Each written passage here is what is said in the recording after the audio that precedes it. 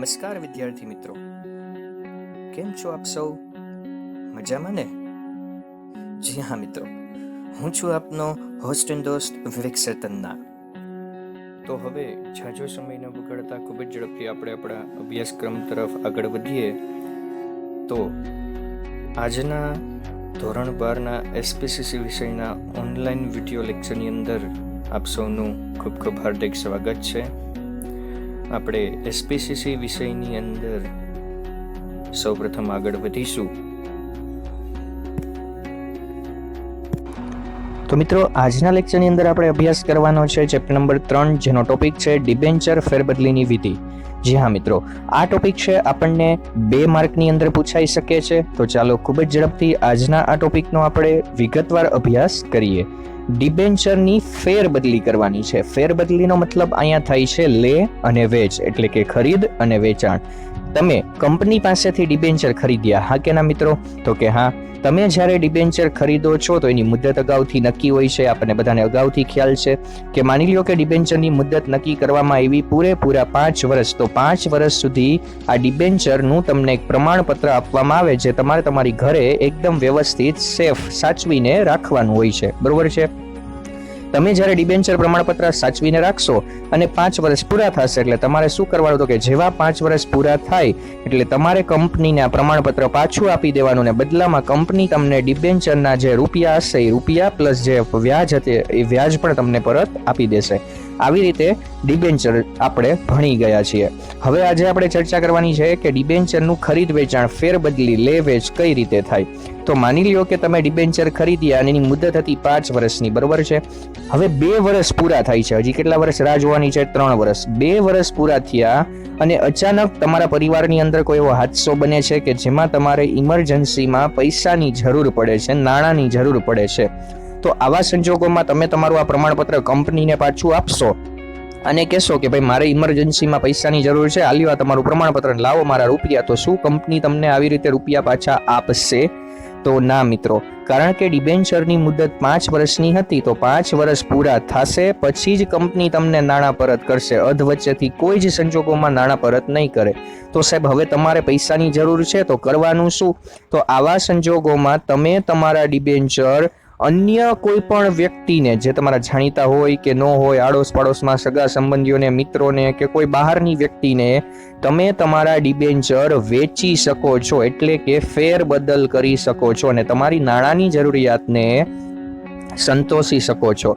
તો સાહેબ, આ વસ્તુ કઈ રીતે પોસિબલ બને તો એ જ આપણે સમજવાનું છે આજના આ લેક્ચરની અંદર. બરોબર છે? એટલા માટે જ અહીંયા 2 માર્કનો પ્રશ્ન બને છે, ટોપિક બને છે ડિબેન્ચર ફેરબદલીની વિધિ. તો સાહેબ, એમાં શું હોય? કાંઈ નહીં. તો કે માની લ્યો કે તમારા કોઈ બાજુમાં મિત્ર રહે છે, તમારો પરમ મિત્ર. તમે એને બોલાવીને કીધું કે ભાઈ મારે ઇમરજન્સીમાં પૈસાની જરૂર છે, મારે તારી પાસેથી ઉછીના નથી જોતા કે દાનમાં નથી જોતા, એક કામ કરજો, આ મારી પાસે અત્યારે ફલાણી કંપનીના ડિબેન્ચર પડ્યા છે, તારે લેવા છે, તું લઈ લઈશ અને મને પૈસા આપી દઈશ તો મને મદદ થઈ જશે. બરોબર? તો તમારા મિત્રએ કીધું હા સાચી વાત છે ને, મને પહેલેથી કે ઇન્વેસ્ટ કરવું હતું ડિબેન્ચરમાં, તો એક કામ કર, તું મને હેને ડિબેન્ચર આપી દે, હું તને પૈસા થતા હોય એટલે આપી દઉં. બરોબર છે?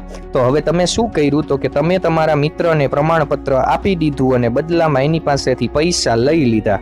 થઈ ગઈ ફેરબદલી. સિમ્પલ. એમાં શું હોય? પ્રમાણપત્ર એને આપી દેવાનું, પૈસા લઈ લેવાના હાથથી, ડિબેન્ચર એના, પૈસા તમારા, વાત પૂરી, ફેરબદલી પૂરી. આમ થાય? આમ ક્યારેય ફેરબદલી નો થાય. કેમ સાહેબ? એમાં શું હોય? પ્રમાણપત્ર એને દઈ દીધું ને પૈસા લઈ લીધા, વાત તો ત્યાં પૂરી નો થઈ ગઈ? તો કે નો થાય. કેમ? તો કે તમે જ્યારે તમારા મિત્રને પ્રમાણપત્ર આપશો ને, એ પ્રમાણપત્રમાં નામ કોનું લખેલું હશે ડિબેન્ચર ધારક તરીકે? તો કે એમાં નામ તમારું લખેલું હશે. તો સાહેબ, એમાં શું હોય? વ્હાઇટનર મારીને તમારા મિત્રનું નામ લખ નાખો. નો હાલે સાહેબ, નો હાલે. એવી ફેરબદલી આપણે જાતે નથી કરી શકતા. એના માટે તમારે કંપનીને અરજી કરવી પડે, રિક્વેસ્ટ કરવી પડે. કંપનીના સેક્રેટરી અને સંચાલક મંડળ દ્વારા જ આવી ફેરબદલી થાય. કઈ રીતે સાહેબ? કઈ સમજાણું નહીં? તો માની લ્યો તમને એક નાનું એવું પેલા એક એક્ઝામ્પલ આપી દો. બરોબર છે? એક્ઝામ્પલ ઉપરથી તમને આ ટોપિક ક્લિયર થઈ જશે. કે માની લ્યો કે તમારી પાસે કોઈ બાઇક છે, ગાડી છે, 2 વ્હીલર 4 વ્હીલર XYZ. આ બાઇક તમારા નામની છે. Okay, done. સાંભળજો. હવે તમારે ઇમરજન્સીમાં નાણાંની જરૂર પડી અથવા તો નવી ગાડી લેવી છે અને જૂની વેચવી છે. તો તમારા એક બાજુમાં મિત્ર રહેતા હતા એને પૂછ્યું કે ભાઈ આ મેં બહુ જીવની જેમ ગાડી સાચવી છે, તારે ખરીદવી છે? મિત્ર કે હા, કે હું જોઉં છું તે આ ગાડી બહુ જીવની જેમ સાચવી છે અને બહુ સારી કન્ડિશનમાં છે, મારે લેવી છે. શું ભાવ? તો તમે કીધું 30,000. હાલ ભાઈ, ગામને મારે 40માં વેચવી હતી, તો મિત્ર છો તને 30માં દઈ દઈશ. ભાઈબંધ કે ઓકે ડન. ભાઈબંધે તમને 30,000 ગણી દીધા, એટલે કે રોકડા આપી દીધા, તમે ગાડીની ચાવી આપી દીધી. આજથી ગાડી એની, પૈસા તમારા. શું આમ ગાડીની લે વેચ થાય? નો થાય. કેમ સાહેબ? તો કે કાલ સવારે મિત્ર ગાડી લઈને ક્યાંય જશે, એક્સિડન્ટ કરશે, કોઈને લગાડશે, અથવા તો ક્યાંય સિગ્નલ ક્રોસ કરશે, મેમો આવશે કે કંઈ પણ કેસ થશે કે કાયદેસરની કાર્યવાહી થશે, તો એ મિત્ર ઉપર નહીં થાય, તમારા ઉપર થશે. કેમ? તો કે ગાડી તો હજી તમારા નામની જ છે, કાગળિયા તો તમારા નામના જ છે, માલિકી તમારી જ ગણાશે. સમજાય છે? તો તમારે શું કરવું પડે? તો કે તમારે તમારા મિત્રએ આરટીઓ એ જવું પડે, ટ્રાન્સફર કરવાનું એક ફોર્મ ભરવું પડે, જેને કહેવાય ટીટીઓ ફોર્મ, જેમાં તમારે એને સાઇન કરવાની હોય, ડોક્યુમેન્ટ્સ દેવાના હોય, આરસી બુક ને બધું જમા કરાવવાનું હોય. પછી મહિના દી કે 15 દી પછી તમારા ઘરેથી તમારા મિત્રના ઘરે એક નવી આરસી બુક આવી જશે. હવે ગાડી એના નામે થશે. બરોબર? તો આ એક પ્રોસેસ હોય. એવી જ રીતે ડિબેન્ચરની પણ ફેરબદલી કરાવવાની એક પ્રોસેસ એટલે કે એક વિધિ છે, જે આજે આપણે ભણવાની છે. કે જો તમે તમારા ડિબેન્ચર તમારા મિત્રને કે અન્ય કોઈ પણને વેચવા માંગો છો, તો કઈ રીતે એની ફેરબદલી કરાય, તો આવો જોઈએ આ પ્રશ્નની અંદર. તો એના માટે કુલ 8 પોઈન્ટ છે. 8 પોઈન્ટને યાદ રાખવા માટે આપણે એક સૂત્ર બનાવ્યું છે, ફોર્મ 20મો ચકાસ જટ પ્રમાણ. બરોબર છે? જેમાંનો પહેલો જ પોઈન્ટ આપણને મળે છે, ડિબેન્ચર ફેરબદલીનું ફોર્મ મેળવવું. એટલે શું? તો કે જો કોઈ વ્યક્તિએ ડિબેન્ચરની ફેરબદલી કરવી હોય, તો એને ડિબેન્ચરની ફેરબદલી કરવા માટે સૌથી વહેલા એક ફોર્મ ભરવું પડે છે. હવે ફોર્મ ભરવા માટે પહેલાની પાસે ફોર્મ હોવું તો જોઈએ ને. તો સાહેબ આવું ફોર્મ હોય નહીં આપણી પાસે, તો મગાવવું પડે. સાહેબ ક્યાંથી મગાવવાનું? તો કે કંપનીની રજિસ્ટર્ડ ઓફિસેથી. બરોબર છે? જો તમારે તમારા ડિબેન્ચર અન્ય કોઈ પણ વ્યક્તિને વેચવા હોય કે ફેરબદલ કરવા હોય, તો એના માટે તમારે કંપનીની રજિસ્ટર્ડ ઓફિસેથી ડિબેન્ચર ફેરબદલીનું એક ફોર્મ મેળવવું પડે છે. એનું એક કંપની એક સ્પેશિયલ ફોર્મ બનાવ્યું છે. આ ફોર્મ તમારે કંપનીમાંથી મેળવવું પડે. તમે પત્ર દ્વારા અથવા ઈમેલ દ્વારા આવું ફોર્મ મેળવી શકો છો. બરોબર છે? ચાલો હવે તો કે જેવું તમારી ઘરે ફોર્મ આવી જાય, એટલે હવે તમારે ફોર્મની અંદર વિગતો ભરવાની છે. બરોબર? કેવી વિગતો? તો કે એમાં પૂછી જ હોય. અને હા મિત્રો, આ વિગતો એક જણાએ નહીં, 2 જણાએ ભરવાની છે. કોણ 2 જણા? તો કે તમે અને તમારા મિત્ર, એટલે કે ડિબેન્ચર વેચનાર અને ખરીદનાર અને વેચનાર, એમ બંને એ ફોર્મની અંદર મળી અને વિગતો ભરવાની હોય છે. જેમ કે તો કે ખરીદનારનું નામ, વેચનારનું નામ, એમનું સરનામું, એમની ઉંમર, એમનું એડ્રેસ. આ ઉપરાંત ડિબેન્ચરને લગતી વિગતો, જેવી કે તો કે ડિબેન્ચરનો પ્રકાર, ડિબેન્ચરની સંખ્યા, ડિબેન્ચરની કિંમત, ડિબેન્ચરની મુદત, ડિબેન્ચર ઉપર વ્યાજ, વ્યાજની ટકાવારી. આ બધું એમાં તમારી જેટલી ડિટેલ માંગી હોય, આ દરેક ડિટેલ તમારે પ્રોપરલી એમાં ફિલઅપ કરવાની હોય છે, એટલે કે ફોર્મમાં વિગતો ભરવી. તો પહેલા તમે ફોર્મ મેળવ્યું, ત્યારબાદ ફોર્મમાં વિગતો ભરી. હવે જેવી વિગતો ભરાઈ જાય એટલે બધી જ ડિટેલ તમારે એકવાર રીચેક કરી લેવાની, ને જેવી રીચેક થઈ જાય એટલે ત્રીજો પોઈન્ટ સહી કરવાની આવે. ફોર્મમાં સૌથી છેલ્લે નીચે સહીનું ખાનું આપેલું હોય, ત્યાં તમારે સહી કરવાની હોય છે. અને સહી એક જણાએ નહીં, 2 જણાએ કરવાની. કોણે ને કોણે? તો કે ડિટેલ 2 જણાએ ભરી છે, તો સહી 2 જણાએ કરવાની. એક ડિબેન્ચર ખરીદનાર અને એક ડિબેન્ચર વેચનાર. તો બંને જણાએ ફોર્મમાં અંતે નીચે પોતાની સહી કરવાની હોય છે. તો પહેલા ફોર્મ મેળવવાનું, પછી ફોર્મમાં વિગતો ભરવાની અને અંતે સહી કરવાની. ઓકે, ચાલો હવે સહી થઈ જાય એટલે ફોર્મ તમારું રેડી કમ્પ્લીટ થઈ ગયું છે. તો હવે તમારે ફોર્મને મોકલવાનું છે, એટલે કે મોકલાવાનું છે. પણ મિત્રો, ખાલી ફોર્મ જ નથી મોકલાવાનું, ફોર્મની સાથે તમારે તમારી પાસે રહેલું ડિબેન્ચરનું પ્રમાણપત્ર જોડવાનું અને પછી મોકલાવાનું છે. કેમ? તો કે પ્રમાણપત્રમાં તમારું નામ હશે, એ સેક્રેટરી ત્યાંથી તમારું નામ દૂર કરશે અને તમારા મિત્રનું નામ ત્યાં દાખલ કરશે. આ કામ આપણે જાતે નથી કરવાનું, એ કંપની વાળા કરી દેશે. એટલા માટે તમારે આ ફોર્મ મેળવ્યું, ફોર્મમાં વિગતો ભરી, સહી કરી અને ફોર્મ કમ્પ્લીટ થઈ જાય એટલે એની સાથે ડિબેન્ચરનું પ્રમાણપત્ર જોડી અને જ્યાંથી લીધું હતું ત્યાં જમા કરાવી દેવાનું. ક્યાંથી આપણે ફોર્મ લીધું હતું? તો કે કંપનીની રજિસ્ટર્ડ ઓફિસે. તો આ બંને વસ્તુ તમારે કંપનીની રજિસ્ટર્ડ ઓફિસે મોકલાવી દેવાની. તો પેલા ફોર્મ મેળવ્યું, પછી ફોર્મમાં વિગતો ભરી, સહી કરી, પ્રમાણપત્ર જોડ્યું. તો ફોર્મ અને પ્રમાણપત્ર આપણે 2 કંપનીની રજિસ્ટર્ડ ઓફિસે મોકલાવી દીધું.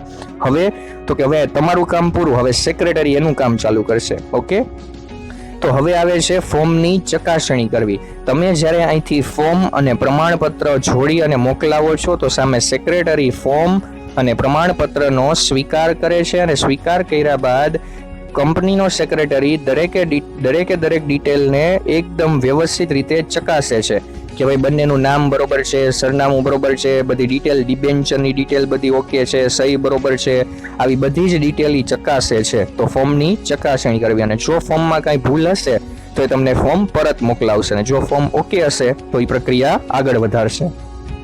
તો સેક્રેટરી આ રીતે ફોર્મની ચકાસણી કરે છે. ચકાસણી કર્યા બાદ સેક્રેટરી શું કરે છે તો કે હવે ચકાસણી કર્યા બાદ સેક્રેટરી જોશે જરૂરી સ્ટેમ્પ ડ્યુટી. સાહેબ, આ જરૂરી સ્ટેમ્પ ડ્યુટી એટલે શું? તો કે કોઈ પણ પ્રકારની ફેરબદલી છે ને ફ્રી ઓફ નથી થતી મિત્રો. હા, જ્યારે તમે કોઈ પણ પ્રકારની ફેરબદલી કરવા માંગતા હોય, જેમ કે હમણાં મેં તમને ગાડીનું ઉદાહરણ આપ્યું હતું, ટીટીઓ ફોર્મમાં સાઇન કરવી પડે, આરટીઓએ જવું પડે, ફેરબદલીની પ્રોસેસ કરવી પડે, તો જે આરટીઓ ઓફિસર હોય ને, આરટીઓ વાળા, એ તમને ગાડીની ફેરબદલી એમને ફ્રી ઓફ નથી કરી દેતા. એના માટે તમારી પાસેથી ચાર્જ લેશે, ફીઝ લેશે, ટ્રાન્સફર ફી જેને આપણે બોલીએ છીએ. એવી જ રીતે તમારી પાસે કોઈ મકાન છે ને, મકાન તમે બીજાને વેચવા માંગો છો, જમીન મકાનની લેવેચ કરો છો, તો એમાંય દસ્તાવેજ નવેસરથી તૈયાર કરવો પડે, તો એનોય ખર્ચો થાય છે. એવી જ રીતે તમે જ્યારે શેર અને ડિબેન્ચરની ફેરબદલી કરો છો, લેવેચ કરો છો, તો એ ફ્રી ઓફ નથી થતી મિત્રો.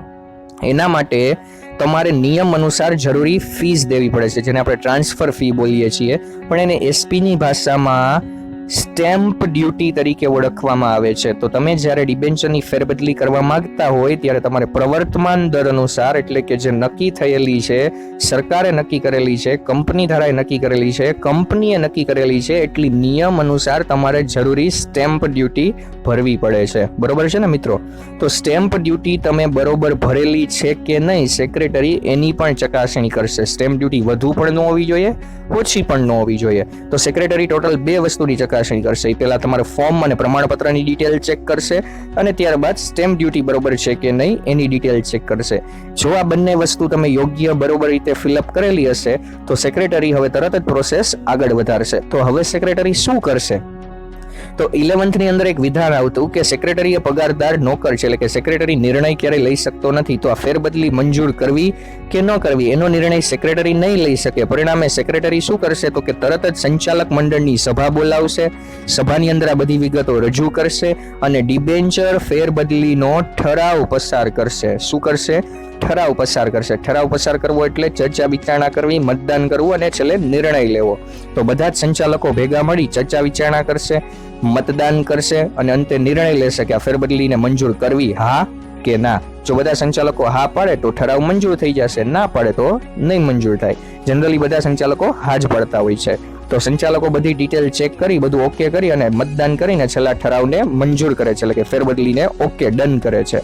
જેવી ફેરબદલીનો ઠરાવ મંજૂર થાય એટલે તરત જ સેક્રેટરી શું કરશે તો કે આ જે જૂનું પ્રમાણપત્ર હતું ને, એ જૂના પ્રમાણપત્રને રદ કરી નાખશે, એટલે કે કેન્સલ કરી નાખશે, ફાડી નાખશે અને એકદમ નવું પ્રમાણપત્ર તૈયાર કરશે. અને આ નવા પ્રમાણપત્રની અંદર ખરીદનારનું નામ, એટલે કે તમારા મિત્રનું નામ દાખલ કરશે, એની બધી ડિટેલ દાખલ કરશે અને અંતે સંચાલકોની સહી કરી સામાન્ય મોહર લગાડી અને નવાના સરનામે, એટલે કે ખરીદનારના સરનામે, તમારા મિત્રના સરનામે આ પ્રમાણપત્ર મોકલી આપશે. તો આજથી તમારો મિત્ર છે એ હવેથી ડિબેન્ચર હોલ્ડર ગણાશે અને તમારું નામ અહીંથી રદ કરવામાં આવશે. એટલે કે આજથી તમે કંપનીના લેણદાર નથી, તમારો અને કંપનીનો સંબંધ અહીંયા પૂરો થશે. તો આ રીતે સમગ્ર ડિબેન્ચરની ફેરબદલીની એક પ્રોસેસ હોય છે જેમાંથી તમારે પસાર થવું પડે છે, તો જ તમે ડિબેન્ચરની ફેરબદલી કરી શકો છો.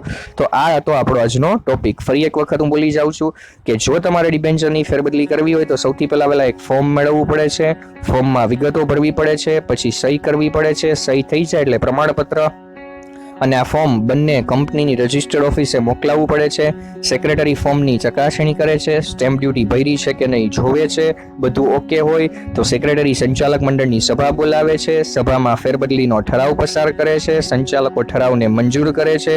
જેવો ઠરાવ મંજૂર થાય એટલે સેક્રેટરી જૂનું પ્રમાણપત્ર રદ કરે છે, નવું પ્રમાણપત્ર તૈયાર કરે છે, સંચાલકોની સહી અને સામાન્ય મોહર કરી અને નવું પ્રમાણપત્ર નવાના સરનામે, એટલે કે ખરીદનારના સરનામે મોકલી આપે છે. આજથી ઈ કંપનીનો લેણદાર ગણાશે અને તમારો અને કંપનીનો સંબંધ અહીંયા પૂરો થશે. તો આ રીતે ડિબેન્ચરની ફેરબદલી થતી રહેતી હોય છે. તો આજ માટે બસ આટલું જ. વિદ્યાર્થી મિત્રો. જી હા, ખૂબ જ ઝડપથી આપણે મળીશું એક નવા ટોપિક સાથે. બસ ત્યાં સુધી આજે જે ભણાવેલું છે તેનું વારંવાર રિવિઝન કરતા રહો. અને જો આપને કોઈ પણ પ્રકારની ક્વેરી હોય તો એની ટાઈમ મને કોલ કરી શકો છો. મારા કોન્ટેક્ટ નંબર તમને સ્ક્રીન પર આપેલા છે. બસ આપ ઘરે રહો, સુરક્ષિત રહો અને આપના પરિવારજનોનું ધ્યાન રાખો. તો ખૂબ જ ઝડપથી મળીશું એક નવા લેક્ચરની અંદર. ત્યાં સુધી આપ સૌને ગુડ બાય, જય શ્રી કૃષ્ણ.